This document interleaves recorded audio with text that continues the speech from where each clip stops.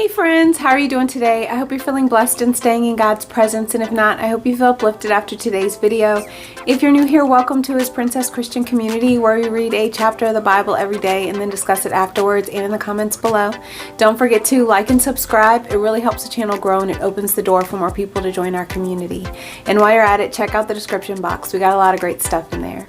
So today we're reading Genesis chapter 30, but before we get started, I want to say a prayer if you wouldn't mind bowing your heads with me. Dear God, thank you for bringing us together here on His Princess Christian community. Thank you for opening the door for people to join our community, for connecting us and strengthening our bond. Thank you for opening our eyes, our ears, our hearts, and our minds to your word. Thank you for your wisdom, understanding, and clarity as we seek to interpret your word. And thank you for the courage to apply it to our daily lives. In Jesus' name, amen. Okay, Genesis chapter 30. When Rachel saw that she wasn't having any children for Jacob, she became jealous of her sister. She pleaded with Jacob, "Give me children or I'll die." Then Jacob became furious with Rachel. "Am I God?" he asked. "He's the one who has kept you from having children." Then Rachel told him, "Take my maid, Bilhah, and sleep with her. She will bear children for me, and through her I can have a family too." So Rachel gave her servant Bilhah to Jacob as a wife, and he slept with her. Bilhah became pregnant and presented him with a son. Rachel named him Dan, for she said, "God has vindicated me. He has heard my request and given me a son." Then Bilhah became pregnant again and gave Jacob a second son. Rachel named him Naphtali, for she said, "I have struggled hard with my sister, and I am winning." Meanwhile, Leah realized that she wasn't getting pregnant anymore, so she took her servant Zilpah and gave her to Jacob as a wife. Soon Zilpah presented him with a son. Leah named him Gad, for she said, "How fortunate I am." Then Zilpah gave Jacob a second son, and Leah named him Asher, for she said, "What joy is mine! Now the other women will celebrate with me." One day during the wheat harvest, Reuben found some mandrakes growing in a field and brought them to his mother Leah. Rachel begged Leah, "Please give me some of your son's mandrakes." But Leah angrily replied, "Wasn't it enough that you stole my husband? Now you will steal my son's mandrakes too?" Rachel answered, "I will let Jacob sleep with you tonight if you give me some of the mandrakes." So that evening, as Jacob was coming home from the fields, Leah went out to meet him. "You must come and sleep with me tonight," she said. "I have paid for you and with some mandrakes that my son found." So that night he slept with Leah, and God answered Leah's prayers, and she became pregnant again and gave birth to a fifth son for Jacob. She named him Issachar, for she said, "God has rewarded me for giving my servant to my husband as a wife." Then Leah became pregnant again and gave birth to a sixth son for Jacob. She named him Zebulun, for she said, "God has given me a good reward. Now my husband will treat me with respect, for I have given him 6 sons." Later she gave birth to a daughter and named her Dinah. Then God remembered Rachel's plight and answered her prayers by enabling her to have children. She became pregnant and gave birth to a son. "God has removed my disgrace," she said, and she named him Joseph, for she said, "May the Lord add yet another son to my family." Soon after Rachel had given birth to Joseph, Jacob said to Laban, "Please release me so I can go home to my own country. Let me take my wives and children, for I have earned them by serving you, and let me be on my way. You certainly know how hard I have worked for you." "Please listen to me," Laban replied. "I have become wealthy, for the Lord has blessed me because of you. Tell me how much I owe you. Whatever it is, I'll pay it." Jacob replied, "You know how hard I've worked for you, and how your flocks and herds have grown under my care. You had little indeed before I came, but your wealth has increased enormously. The Lord has blessed you through everything I've done. But now what about me? When can I start providing for my own family?" "What wages do you want?" Laban asked again. Jacob replied, "Don't give me anything. Just do this one thing, and I'll continue to tend and watch over your flocks. Let me inspect your flocks today and remove all the sheep and goats that are specked or spotted, along with all the black sheep. Give these to me as my wages. In the future, when you check on the animals you have given me as my wages, you will see that I have been honest. If you find in my flock any goats without specks or spots, or any sheep that are not black, you will know that I have stolen them from you." "All right," Laban replied, "it will be as you say. But that very day Laban went out and removed the male goats that were streaked and spotted, all the female goats that were specked and spotted or had white patches, and all the black sheep. He placed them in the care of his own sons, who took them a 3 days' journey from where Jacob was. Meanwhile Jacob stayed and cared for the rest of Laban's flock. Then Jacob took some of the fresh branches from the popular almond and plane trees and peeled off the strips of bark, making white streaks on them. Then he placed these peeled branches in the watering troughs where the flocks came to drink, for that was where they mated. And when they mated in front of the white streaked branches, they gave birth to young that were streaked, specked, and spotted. Jacob separated those lambs from Laban's flock, and at mating time he turned the flock to face Laban's animals that were streaked or black. This is how he built his own flock instead of increasing Laban's. Whenever the stronger females were ready to mate, Jacob would place the peeled branches in the watering troughs in front of them. Then they would mate in front of these branches. But he didn't do this with the weaker ones. So the weaker lambs belonged to Laban, and the stronger ones were Jacob's. As a result, Jacob became very wealthy, with large flocks of sheep and goats, female and male servants, and many camels and donkeys. Amen. So what did you think of Genesis chapter 30? I'm interested to hear about it in the comments below. Let me know what your insights or interpretations were on the chapter. Maybe comment your favorite verse, or just say hi and let us know that you're part of the community. And if you've been blessed lately, let us know so that we can rejoice with you. And if you need prayer, make sure you're putting that in the comments too, so we can pray together as a community. So Genesis 30 starts off with a continuation of the baby mama drama we left off with yesterday. And Rachel and Leah are just going back and forth trying to produce babies to win this man's love, and it's just so sad to read. It just breaks my heart, especially when you see just the forgetfulness of them when it comes to remembering the promise that God made to Abraham and his descendants through Isaac. And I think it's so important that they forgot the way that Abraham and Sarah acted, how Sarah gave her servant to birth Ishmael, knowing that that's not the way God's promise was meant to work, how he promised it through Sarah, not through Sarah's servant. And so here you get Rachel and Leah offering up their servants to have babies, and that's not what God originally intended. That's not what he originally wanted. And I think it's important for us to recognize that as a people, to realize God's sovereignty over the womb, and not to get impatient waiting on his promise or to produce things, or looking for love in all the wrong places, or trying to manipulate people into love. That is just a mistake, and it's something that we shouldn't be doing. And I know that there's a lot of controversy over not natural childbirth, like using fertility treatments and surrogacy and all these different other practices, and I am not going to speak to them or comment on them. I'm only speaking on what is going on in Genesis and how they originally ignored the promise of God, and how nothing is impossible for God. And sometimes it just takes waiting. And while you may be barren for a while, through prayer and petition, it may not happen in your timing or when you want it, but it'll happen in God's perfect timing. And in God's perfect timing, Rachel gave birth to Joseph, who, as we see, did amazing things for his family. So I think that it's important to recognize that the timing of Joseph's birth was very important, because he was at the perfect age to be in the position God needed him to be. And I think that it's important that we recognize that sometimes our timing, it's like, I want to be a young parent, so I want to have babies right now. So it doesn't matter if nature's not letting me have them right now, I'm going to have them right now. Instead of when God maybe needs a baby to be in your life or in the world, during that timing.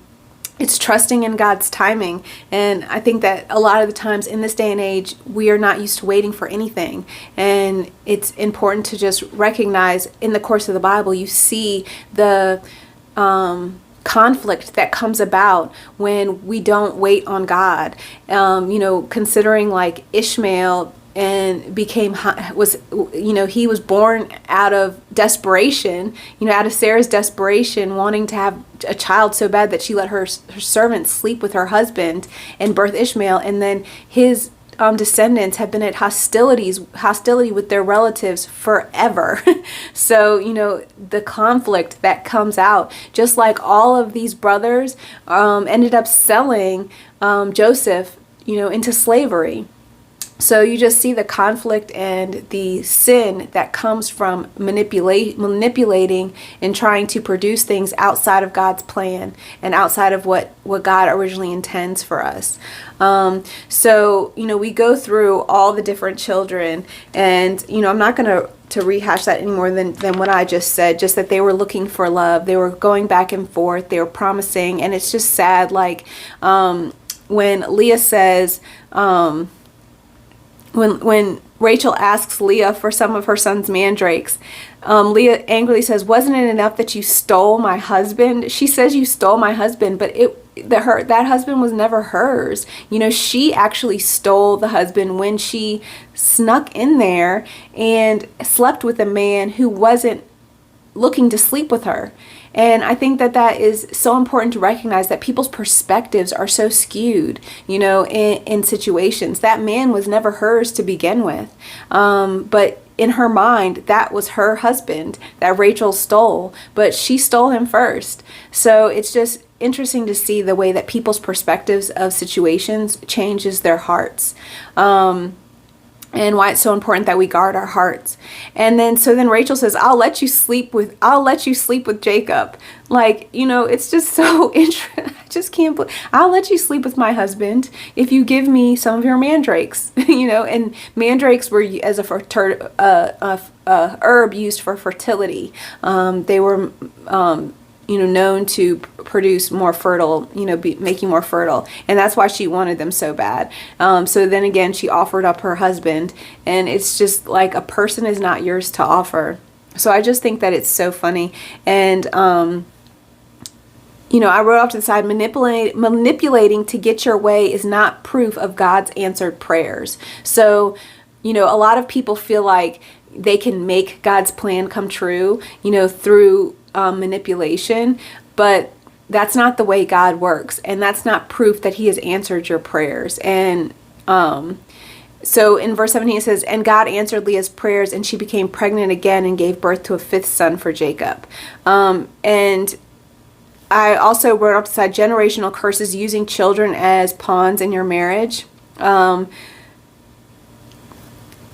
So I just think that it's important to recognize that as they were going back and forth, God had a plan and he had a purpose. And it's not always evident if we manipulate the situation for our will, if God is really working in our situation. So we want God to get all the glory. We don't want it to be like, you can't say God answered my prayer to have children if you're having it through somebody else. That's not, God doesn't work that way. And, that's just my personal opinion. Not saying that God can't bless you through somebody else. But if you are asking God yourself to become pregnant, but then you are manipulating the situation instead of waiting on God to change you, and that's different. It's different if God puts it on your heart to maybe adopt a child or, foster another child. That's completely different than, doing things outside of that. God asks us to look out for orphans. So that is completely different than manipulating situations or offering up somebody else to have your child for you. It just creates drama and conflict. So I'm going to leave that at that, because I'm sure I probably offended a bunch of people with that. I'm not trying to offend anyone, or I'm not condemning anyone. I'm just saying, based upon what is written in the Bible, God is very clear, and his timing is perfect. And, I trust in his timing. When things happen, it's for a reason. So then Jacob's wealth increases.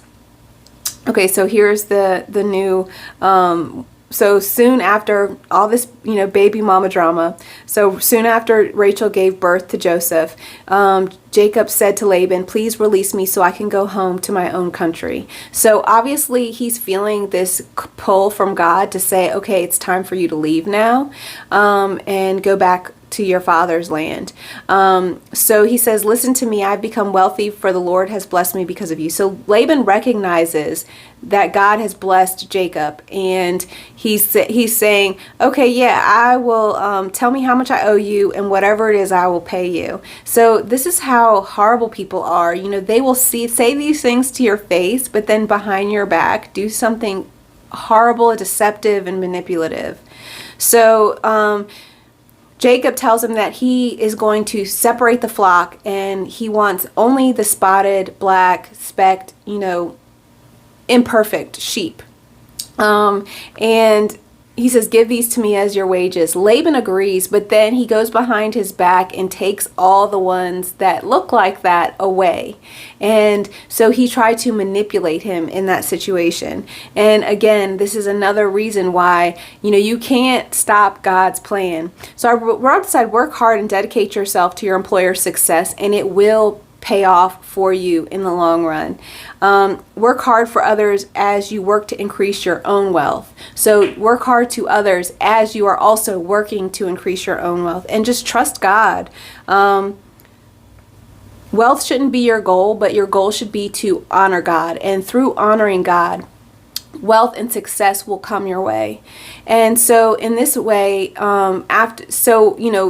Jacob looks out and sees that all the spotted, specked, and black sheep are gone. And because he was tending this flock for so long, he obviously knew that Laban had deceived him and removed all the spotted sheep.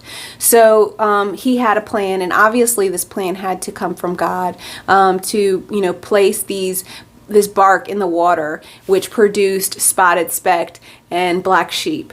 And he also made sure to care for the way that they were they mated, so that he was able to produce all the stronger of the flock. And as a result, Jacob became very wealthy with large flocks of sheep and goats, female and male servants, and many camels and donkeys. So what's so important to recognize is that Laban recognized that God was blessing Jacob abundantly, but he's tried to stop that abundance. He tried to stop Jacob from building any more wealth. But you can't stop God's plan. You can't stop the blessing that God has placed over people. So try as people may, like, we saw in previous chapters in Genesis where they kept trying to cover up the well, that Abraham had dug, and that Isaac was digging. They kept trying to cover up the well with dirt, trying to stop that abundance. God just kept showing Isaac more wells. And in this case, God showed Jacob how to produce more sheep that he would be able to build his flock with. So, regardless of people's schemes and plots and plans to try to stop you, they cannot stop God's blessing for you. So that's my interpretation of Genesis chapter 30. I'm interested to hear what you have to say about it. Leave it in the comments below. Don't forget to like and subscribe, and I hope you stay blessed, stay in God's presence, and have a great rest of your day. I love you.